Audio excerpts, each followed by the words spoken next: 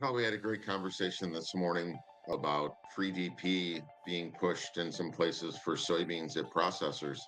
There's obviously a more lengthy conversation than we're going to have right now, but at the end of the day, it inhibits the end user from actually paying the value out there that it takes to move beans.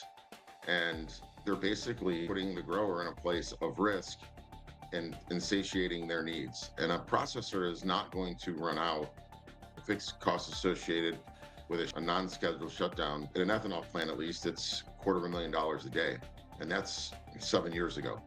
So by giving them those bushels at nothing is really inhibiting the market doing its job, which is to find out what the cost is to move the necessary and required volume to keep the plant running. So I think it should be a strong consideration as people look at this, because ultimately you're probably shooting yourself in the foot with programs like that. And obviously, the risk of increasing prices as well. So you're taking on all the risk and inhibiting your gain. And I thought that was a pretty good discussion we had this morning. You just think about your carrying costs for beans. By not getting paid for those beans, that's 5.5 to 6 cents a month, depending on your interest rate, right?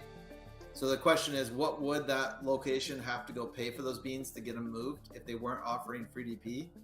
And the fact that they're not paying that interest rate, right? They're getting use of that physical bushel at 5.5 to 6 cents a month. There's going to be a long way that they can get ahead of the fact that they've created a derivative on the market. They control the basis for that location.